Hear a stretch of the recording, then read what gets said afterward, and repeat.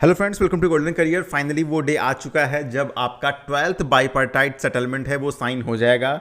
8th of the मार्च को ये sign हो जाएगा एंड उसके बाद जो भी इसमें थोड़ी बहुत एक दो इनकी फॉर्मेलिटीज़ हैं वो पूरी हो जाएंगी and new salary most probably आपको अप्रैल मंथ से मिल जाएगी। लेकिन ये भी यहाँ पर एक कंफर्म न्यूज़ है कि 5-डे बैंकिंग अब आपका नहीं होने वाला है। ना ही यूनियन इसमें इंटरेस्टेड हैं और ना ही वो इसके लिए जा रही हैं, ना ही उन्होंने कोई एजुटेशन किया है।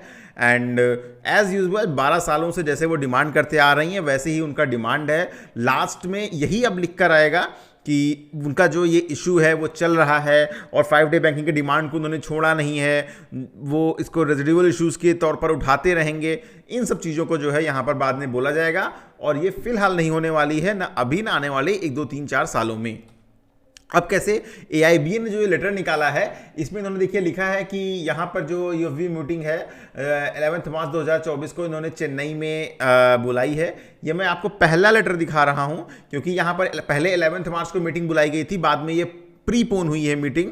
यहाँ पर देखिए कहीं भी इन्होंने दुनिया की चीज़ें जिक्र कर दी कि we are happy and proud that after rejecting the tribunals and awards of the 1950s AIBA could usher in the era of collective bargaining and bipartism and continuation of the दुनियादारी जो भी इनकी थी, उन्होंने सब कुछ लिख दिया। कहीं भी इन्होंने ये मेंशन नहीं किया है अपने लेटर में कि 5-डे बैंकिंग होगी या नहीं होगी। चलिए, ये तो बात हुई इस चीज़ की, ठीक है।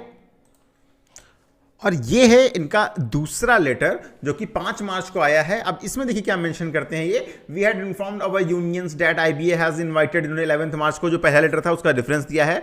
फिर अकॉर्डिंगली जो है बोला है कि मुंबई में मीटिंग बुलाई गई है, पहले जो चेन्नई में की गई थी 8 मार्च को, and a lot of our members are contacting us with various queries. इसमें जो मेन क्वेरीज है वो है 5-डे बैंकिंग को लेकर के, लेकिन उन्होंने यहाँ पे कुछ क्लियर नहीं किया है क्वेरी को, क्योंकि इन्हें पता है कि 5-डे बैंकिंग ही मेन इशू है, उस पर चूंकि पॉजिटिव चीजें नहीं है इसलिए यहाँ पर उन्होंने नहीं बोला है। और इन्होंने लिखा है once the settlement is signed the full details will be inform to all our unions and members immediately. क्योंकि एक बार सेटलमेंट साइन ही हो गया फिर तो आपको विरोध का कोई मतलब ही नहीं है, क्योंकि अब तो फिर आप 4 साल के लिए गए, 5 साल के लिए गए, ठीक है। कहने को 3 साल बचे हैं लेकिन 5 साल से पहले तो कुछ होगा नहीं, इसलिए इन्होंने यहां पर कुछ भी डिस्क्लोज नहीं किया है। बाकी चीजें डिस्क्लोज कर दी हैं जो इन्होंने करवा पाए हैं। Many pensioners are contacting us whether the additional ex gratia agreed by the IBA with the UFBU will be implemented along with the bipartite settlement. We have already clarified that the 12th bipartite settlement will include ex gratia payment for all the pensioners, family pensioners. Area of ex gratia is payable for the November. मतलब जो चीजें ये करवा पाए उसका तो उन्होंने बोल दिया है, बाकी चीजें उन्होंने बोला है जो क्वेरीज हैं वो सेटलमेंट हो जाएगा तो आपको खुद पता चल जाएगा। तो यहाँ पर 5-डे बैंकिंग फिलहाल नहीं हो रही है एंड यूनियंस ने जो बड़ी बड़ी बातें की थी कि हम इसके बिना साइन नहीं करेंगे और कुछ भी हो जाए 5-डे बैंकिंग ले लेंगे, उनसे एक दिन का एजुटेशन भी नहीं हुआ, सिर्फ इस वजह से कि अब जो इनके पास तरीका क्या है इससे बचने का कि अगर हम ना करते तो फिर इलेक्शन आ जाते और फिर जो है 3 महीने के लिए फर्दर डिले हो जाता। जो 2 साल डिले हो गया है और हर बार 3 साल डिले होता है उसके बारे में कुछ नहीं बोलेंगे। इन 3 महीनों के लिए सिर्फ अपना मुंह छिपाने के लिए ऐसा बोलेंगे कि इलेक्शन ना होते तो इलेक्शन की वजह से डिले हो जाता, फिर वो जून जुलाई में होता, हम 4 महीने और वेट कर लेते अगर 5-डे बैंकिंग हो जाती। लेकिन फिलहाल यहाँ पर ऐसी कोई उम्मीद मत रखिए एंड ऐसा कुछ नहीं होने वाला है।